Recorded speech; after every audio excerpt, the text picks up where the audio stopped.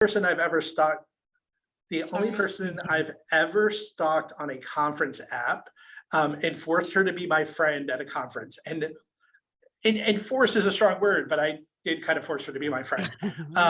And that's Lauren Sanders. And so Lauren, and most importantly, the reason we're here, the author of the forthcoming book, Empathy is Not a Weakness, and Other Stories from the Edge, Lauren Saunders. So Lauren, hello. Hi, Sean does me way too much justice here in his introduction, but he did stalk me on the conference app, Totally and he did. was my first friend at Training Industry Conference years ago, where I went to a conference knowing absolutely no one and met Sean within the first 5 minutes of my being there. So I'm very grateful for that. It's because I'm like Mayor McCheese at that conference. You are. So, so Lauren, I'm super excited. We have been talking about your book for probably about a year, and I remember sitting this year at the Training Industry Conference. We were back together in person, and I remember getting to look at cover art, and getting super excited about the book. So, let's dive in with how did you come to view empathy as a superpower? Well, Sean, let me preface this first by saying, if you do have the superpower of empathy, it is important that you use it responsibly. And I'm a huge fan of Marvel. So whether it was Ben Parker's or Voltaire, who said, with great power comes great responsibility, it is true. And empathy is a superpower because it's a critical skill for every human being. And used well, it can build relationships. It can create high functioning teams. It can promote culture. And everyone's trying to do that at work right now. Also used poorly, it can make people exhausted. It can burn you out. It can keep people from helping the very people they're trying to be empathetic to. And it's important to note that there's also people out in the world, sadly, who attract others with empathy and then quickly use it to manipulate through gaslighting or cruelty, which really isn't empathetic at all. So there's a lot of power there. So I too am a fan. I call it the Peter Parker principle. So with great power comes great responsibility. I'm a big fan of that. And I am intrigued as well about I kind of look at that, there are people that gravitate towards certain people, like whether it's people with power or people with particular talent. And there are people that want to try to take that talent away. And so it's interesting to kind of hear you talk about empathy in that way. And so let's kind of continue on, because I think that's a great kind of setup for how you view empathy as a superpower. Why is it so important for all employees to build their empathy muscles in today's environment? Great question, Sean. And I'm kind of going to balance this, because let's start with the fact that people who are high on the empathy scale typically are more inclusive and focused on culture and the greater good. And we all need that in today's social climate. But in a workspace, it's important to understand that there's different types of empathy. So we have cognitive empathy, which is usually what people think about when they think about empathy. That's more of being able to take perspective. And then there's emotional empathy, which is what allows us to connect with other people emotionally. And it's not necessarily feeling their pain, but it's connecting with the pain that they're feeling. And it matters at work, because people who practice empathy are more willing to collaborate. They're generally better listeners. They typically have more of a growth mindset and curious approach to things. And somebody high on the empathy scale is more willing to accept people and their perspectives, even if they don't agree, which means you're still giving somebody a voice. On the other side of that, there is a level of awareness that's needed around how sometimes empathy can be very proximal. And what I mean by that is, you might know somebody who's typically an empathetic person, but they're not rattled by things that you're rattled about or you think they should be rattled about. And a good example of that right now is what's happening outside your own circle of influence. Maybe how someone feels about vaccinations or the pandemic as a whole. If nobody close to someone has been impacted, they might seem immune to all of it. And that doesn't mean that they don't have empathy. And sometimes it takes something to happen close by for that narrative to change. And if we think about this, I'm kind of using a tagline now that's powered by people, empowered by empathy. I I love that. And by the way, thank you for saying great questions. You might think that we talked about this beforehand, to make sure that we had a narrative arc. But I love that point about proximal, and if I could, I'd like to ask, you know, when you talk about proximity and empathy, in particularly in the workplace where we are now moving into a more hybrid world of work. Um, do you see that that is impacting maybe why we need to focus on building our empathy muscle? So, hey, if I'm working in Chicago and Michelle is in Florida, I may not have as much empathy for Michelle, although I have tons of empathy for Michelle. Like, please don't think that I mean to Michelle by any stretch of imagination, but versus my colleague who maybe works in the same city as me. So can you talk about that proximity and empathy and how it's working in the workplace now where we're going hybrid and organizations are still trying to find their way there? It gets really interesting. And where I think the rubber meets the road is it's not necessarily as proximal in terms of location as you would think. So Okay. you're seeing a lot of empathy towards employees who are back in the office, even in a hybrid way, and the way that they're connecting with each other and with other people who are also in the office. Where I think we have a huge bias that often gets missed is those folks who worked at home before it was cool, before the Okay. pandemic, and they continue to be work from home employees. Now there's all this joy and laughter and fun about how people are going back to the office and how wonderful it is. And there may be a semblance of those folks being lost in the shuffle of all of that because they're still at home. They may be afraid that they'll miss opportunities or they'll miss meetings or they'll miss important things. And it's really important as we look at all of the different types of bias that are out there. And there are so many pages and pages worth, it could be a whole other show. But I think it's important to remember those folks that still work at home Yeah. and to make sure we're being inclusive to them as well. Sure.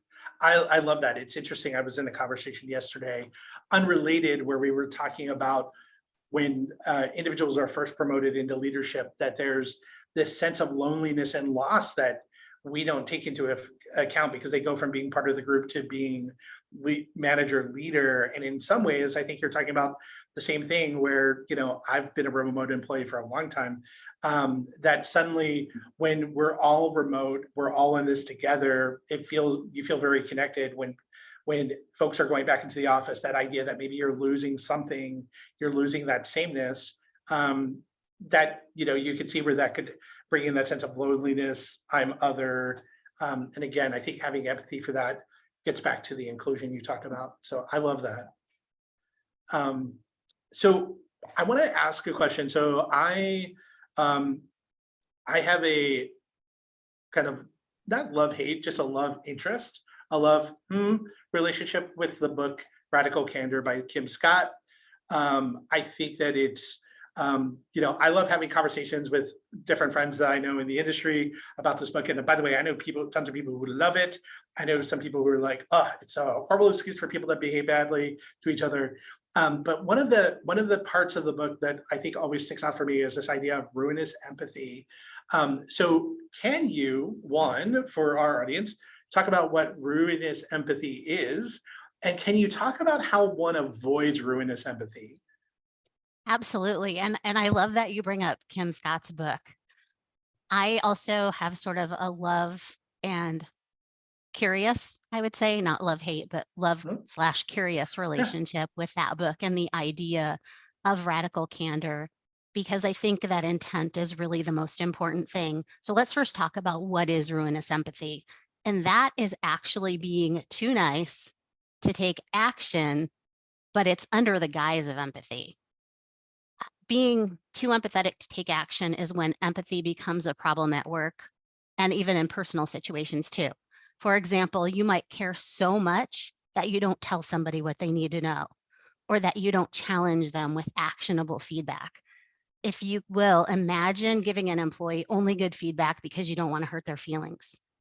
or waiting too long to take action on a problem employee. That doesn't do anybody any good. And this could be the topic of a whole other show. See, now we've got Yeah. two. But it's important to address right now because giving feedback is being empathetic. And I'm going to say that again because I want everyone to hear me very intentionally. Giving feedback is being empathetic. It's the manner that you address somebody in that matters the most. If you have humility and if the colleague or friend or employee knows that you are for them, feedback is always easier to give. It has to be meaningful. It has to be clear. It has to be specific and timely, all the things you already know. But it is important, whatever we do, however we do it, that we're sharing the impact of the situation, how a change might help that person be better or achieve more, whatever the goal is there. And empathy is not failing to hold people accountable. That's a huge misconception. The truth is you can lead without being overly critical. Other challenges with empathy being bad include things like setting boundaries. And this is really important if you're somebody who considers yourself an empath. Being empathetic can trigger your own emotion.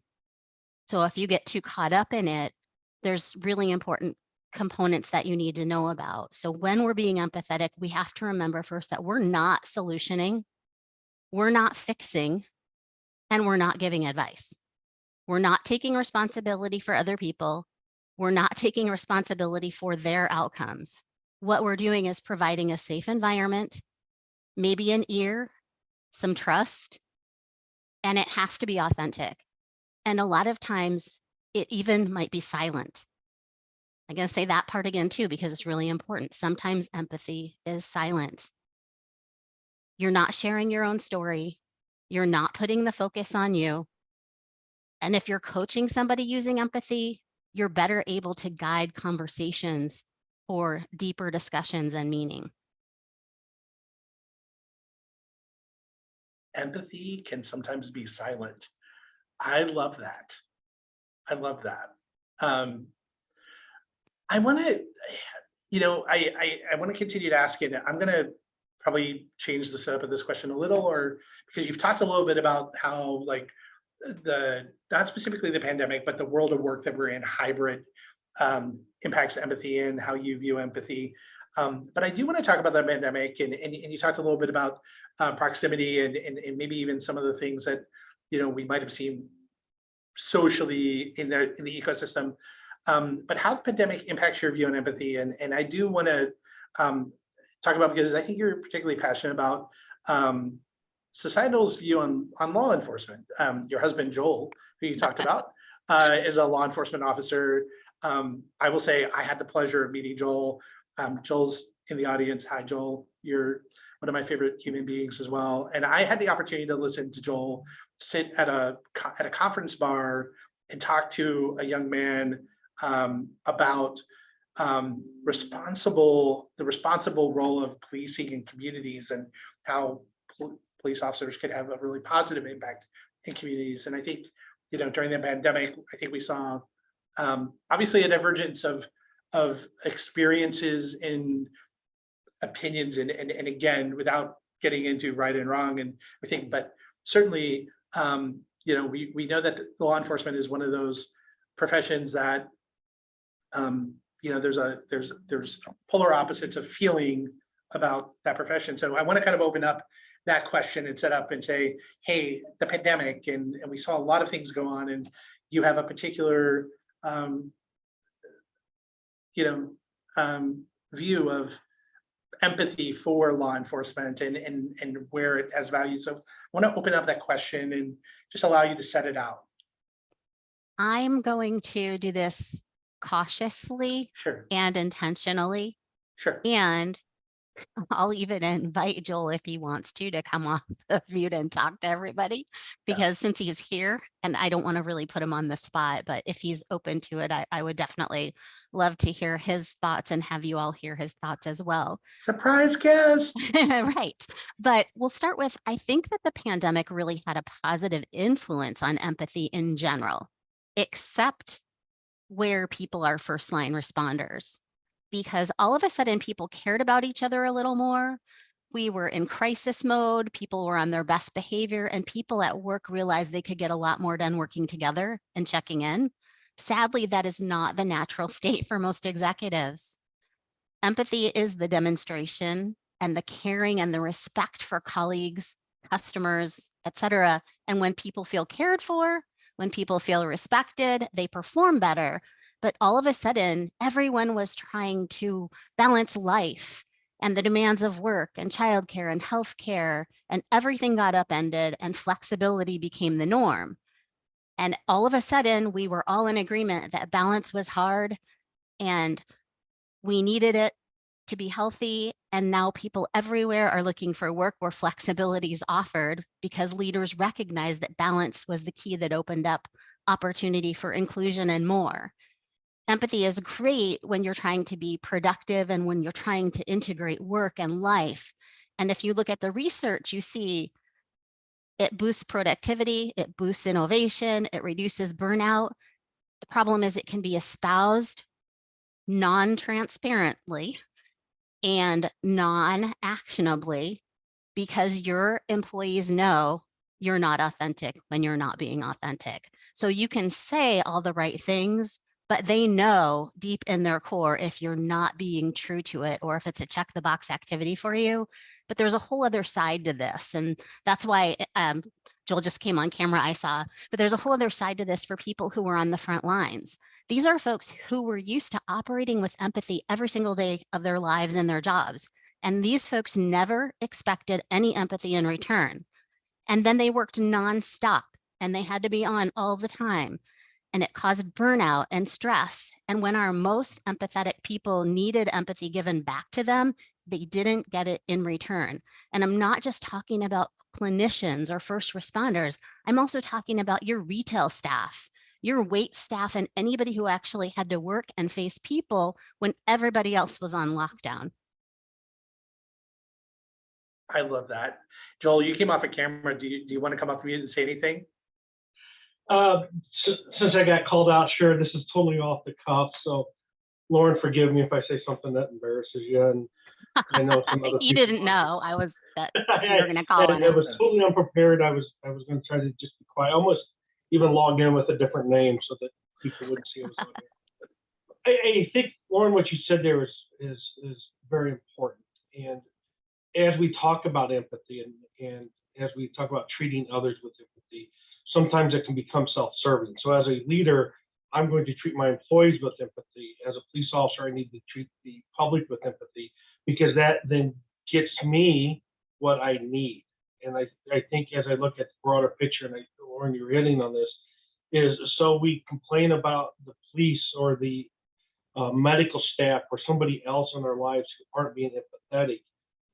But as the person who's upset about that, I need to make sure I'm treating that other person with empathy as well. Yeah. So I'll be the first to say there's a lot of things law enforcement needs to do differently. We need to grow. We need to evolve.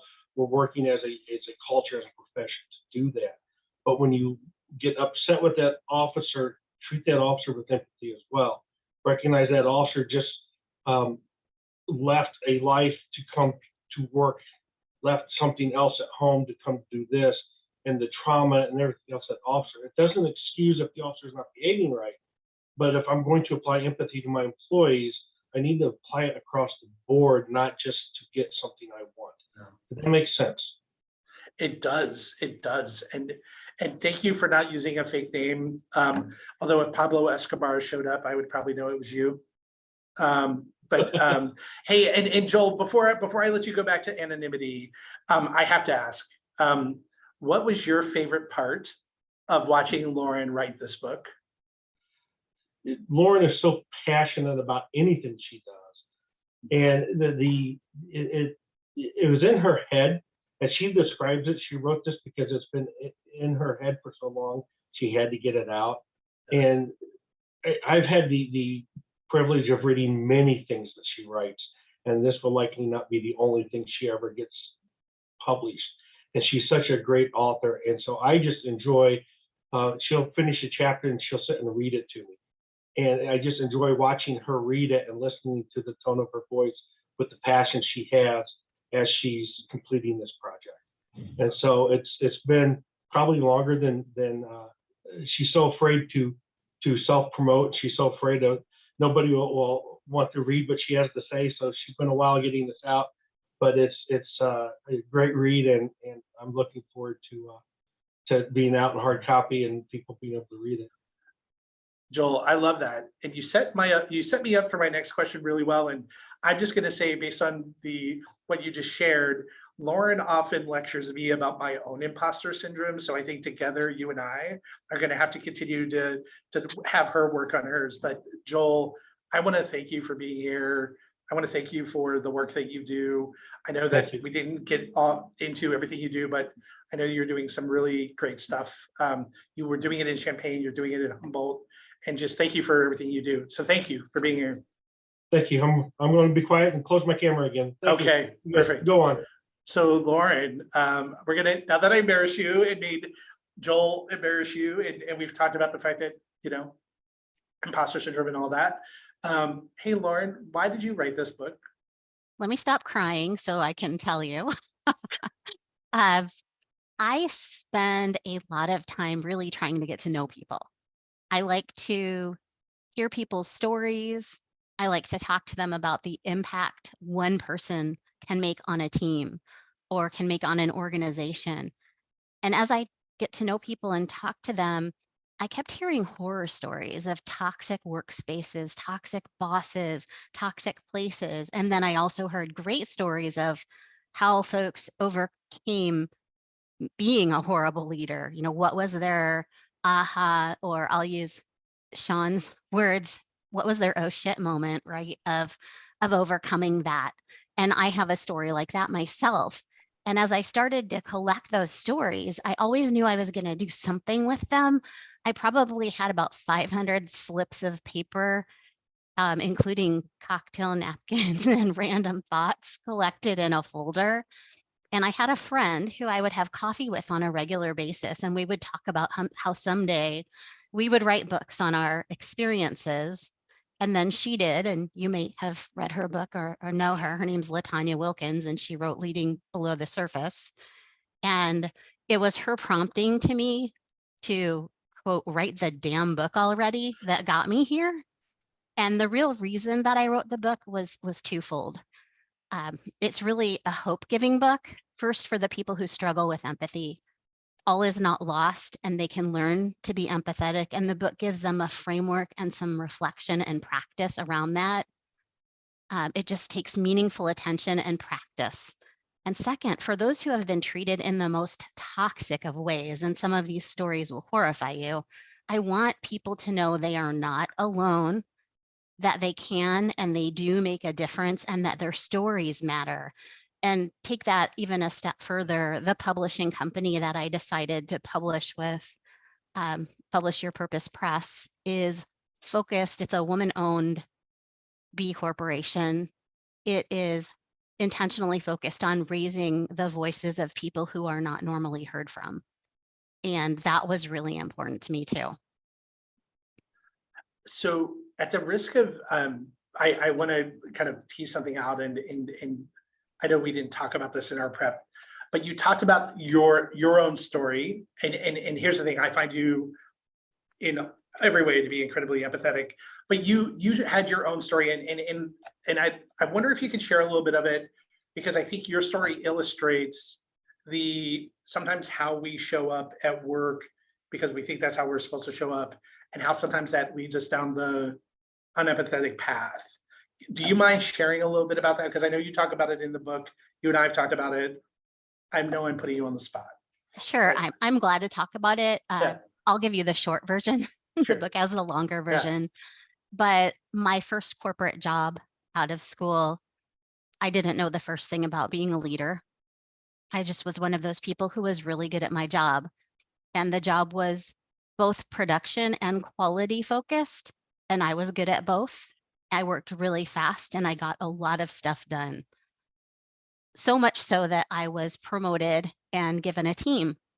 And the team was all people probably my parents' age. And I had a very difficult time as a young leader understanding why people cared about things outside of work when we were here to get a job done. And I didn't care about your children, and I didn't care about your spouse, and I didn't care what you did on the weekend. All I cared about was that when you were at work, you were doing your job. And I didn't get to know people as human beings. And someone on my team performed really, really well. I was very lucky to have high performers. But then one day somebody left. And when they left behind a lot of work that wasn't done. And I was livid. I could not understand how somebody could do that to me. Talk about 10 other kinds of problems other than my narcissistic view of myself. But how could somebody do that to me? How could they leave me like this? How could they? It was all about everybody else. It was not an internal look at myself at all. And I went to my leader to explain what happened, of course, with my tail between my legs. And I was still mad, and I was still venting, and I was not my best self. And I was lucky to have a leader who made me do hard things. He said, why don't you ask your team why that happened? And my first thought was, I don't want to do that. No, I don't want to, I don't want to know. I don't want to know that this is my fault. Clearly it's not my fault. Come on. But through some exercises, one of which was sitting in front of my team and having them tell me why they think this happened, and hearing a lot of things I didn't want to hear, and going home and crying for a whole weekend, that gave me a trajectory of which to change my behavior. And I could have gone one of two ways. I could have just ignored it, or I could have tried to make the change. Luckily, I got my head out of my you-know-what and decided that something needed to change. But had I not had that leader who made me face the hard things, I cannot even imagine what a horrible person I would be now. I love that, because I think that your story, one, shows that as we talk about the 7 practices, and we're going into that next, but it shows that you've walked this path, right? And I think that is super important, and you're leading by example in the work that you do today. And I think it also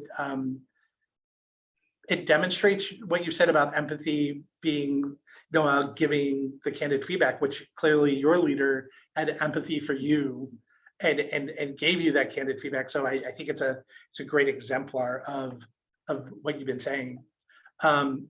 So in the book, there are 7 practices. I'm not going to make you share all 7 practices. I think everyone should go buy the book, pre-order, and we're going to share the pre-order link here in a little bit in the chat. But there are 7 practices, and so of the 7 practices, do you have a favorite, and why? That is a really hard question because I tried to work on and love all of the practices in the book. But if you're somebody who really struggles with empathy and you're trying to get better at it and you're not practicing behaviors, it's really hard to get there. So if I had to pick just one, I would say activating your self-awareness, because short of being self-aware, it's really hard to make any kind of positive change. Self-awareness is the beginning of change. I love that. I try to be a hyper self-aware kind of dude, so it's good to know that you like that as a favorite practice. So what did you learn about yourself in the process of writing this book? So we got to hear what Joel liked watching you in writing this book, but what did you learn about yourself in the process of writing the book? Other than I have sometimes crippling imposter syndrome, what I learned is that I am a voracious studier and researcher of things and people. And what I learned is that I still have a lot to learn. I think that the minute that you think you've arrived, or that you've learned enough, or that you're an expert on anything, you're actually in trouble. I also learned that people have really good stories, and we should take time and effort to listen to them. I love that.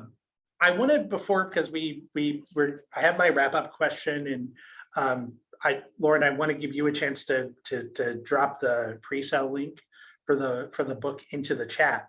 So I want to open it up to our audience. We've had a great 30-minute conversation. We got the extra special guest star from Joel. I want to ask, our audience, our listeners, do you guys have any questions for Lauren?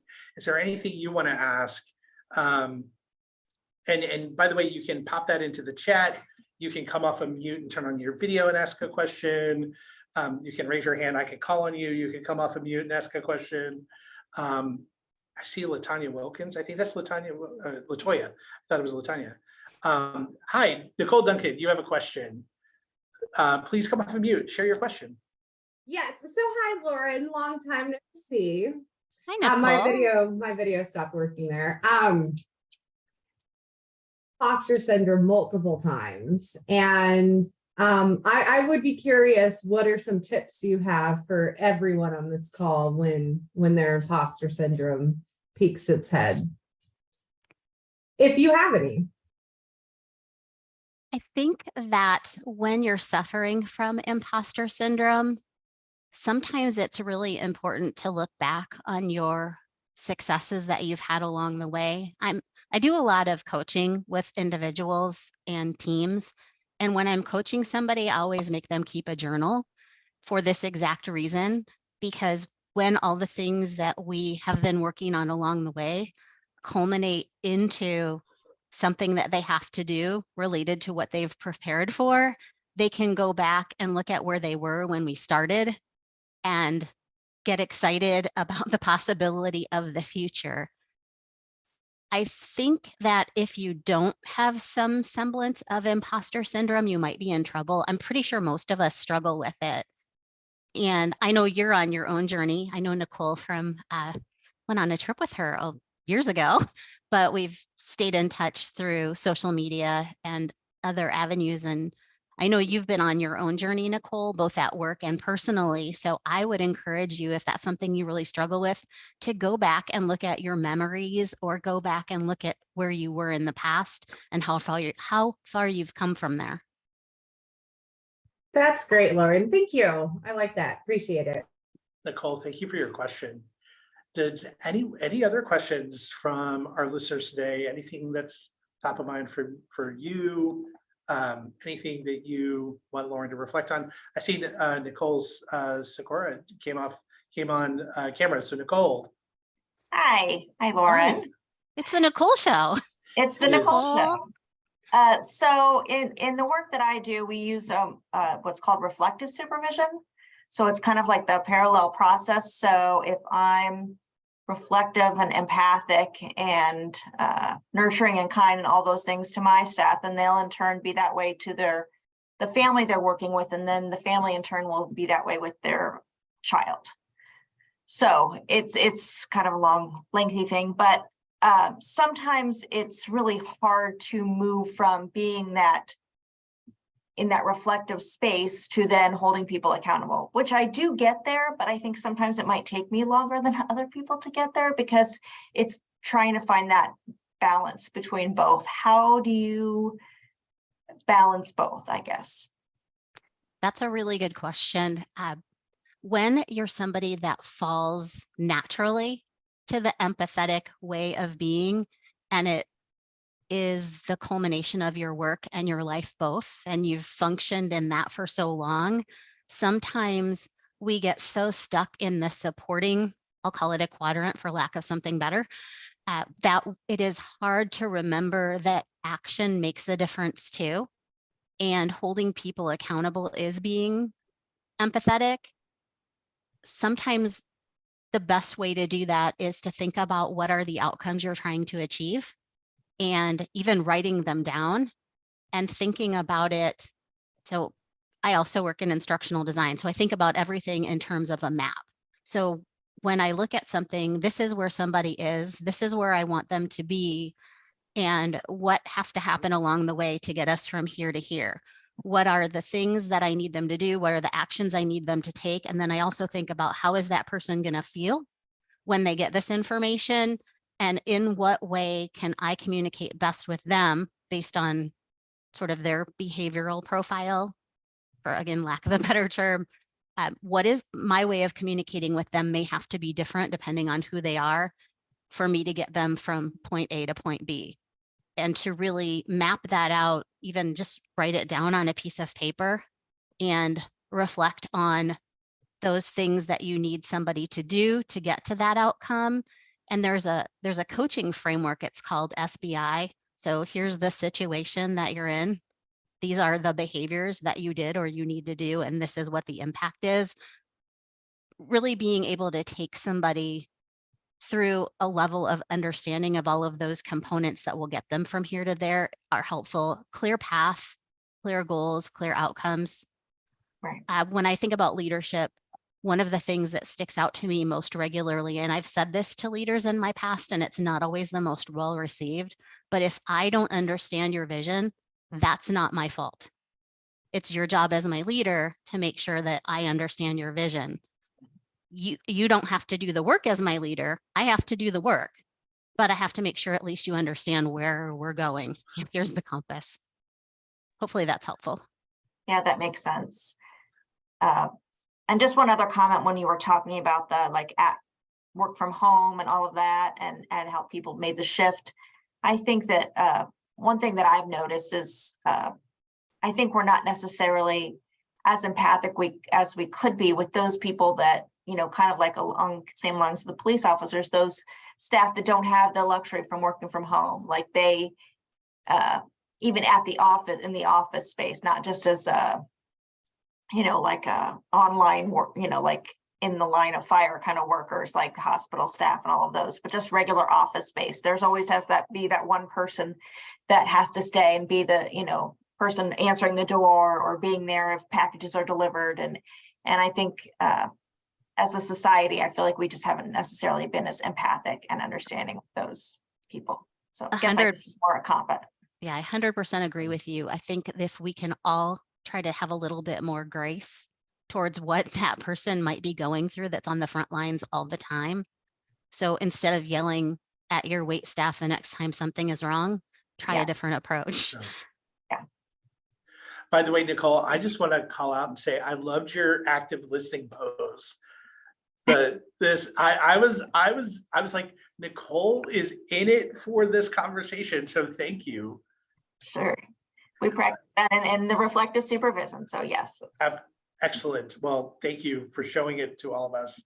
I want to just check in, see if there's anyone else that has a question. Again, you can come off of mute, you can raise your hand, you can put it in the chat. Hey, Lauren, while we're looking to see if there's any other questions, I was wondering if you could pop the pre-sale link into the chat.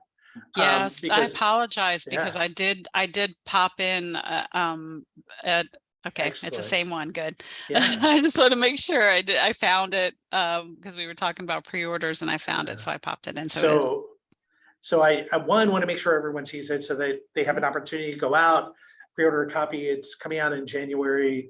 I also want to share that, and certainly as we wrap up and we ask Lauren to share how you can find her on the socials, make sure that you're keeping track of what Lauren is sharing, because she is going to be going out and about in the world and wants to do book signings. So if you're someone who has purchased the book and she may be coming to a city near you, you have the opportunity to get your book signed. And I will say, as a learning professional, as a colleague, following Lauren on LinkedIn, she is someone who shares great content, great insights. I think Joel talked about the fact that Lauren, beyond the book, writes articles for a number of places.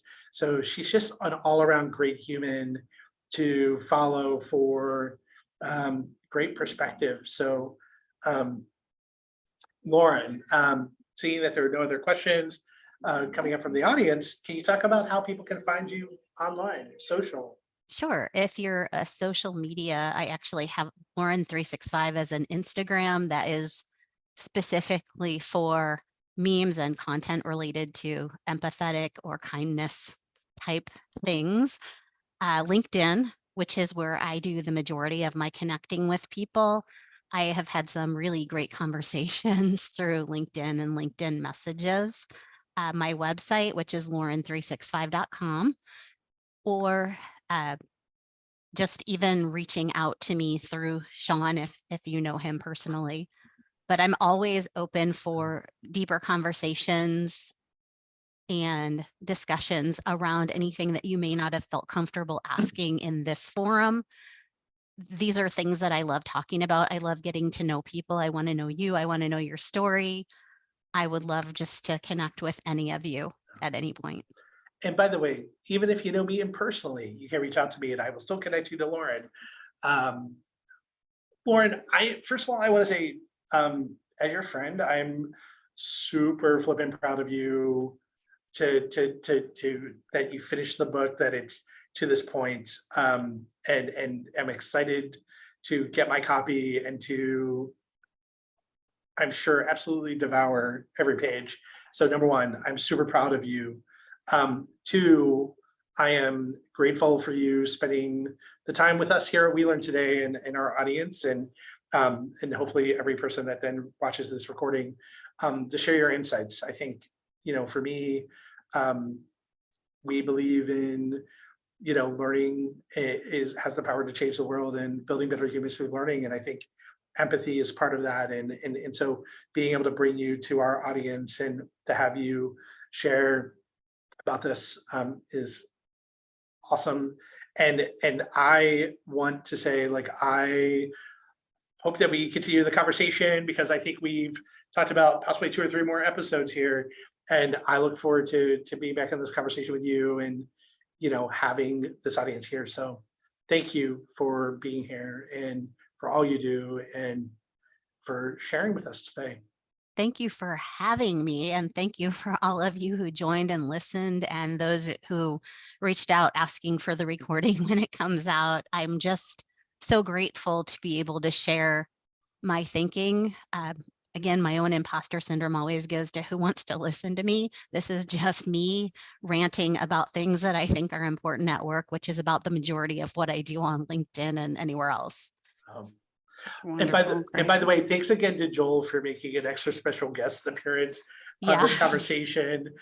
Joel, you are always welcome to come back on and talk with us as well. Let's talk. I mean, we can ring something. I'm a talker, so Perfect. getting on something like this doesn't worry me. So if you want to arrange something, we'll definitely get together and talk. We will make that work. So, well, with that, everyone, I want to say have a great afternoon. I hope that you leave the session today a little bit more inspired, a little bit more hopeful, perhaps a little bit more empathetic. And we look forward to seeing you on another one of our webinars or conversations very soon. So thank you. Thank you, everybody. Yeah, thank you, Lauren, Sean. Great conversation. We appreciate you all. Thanks, everyone. Thank you.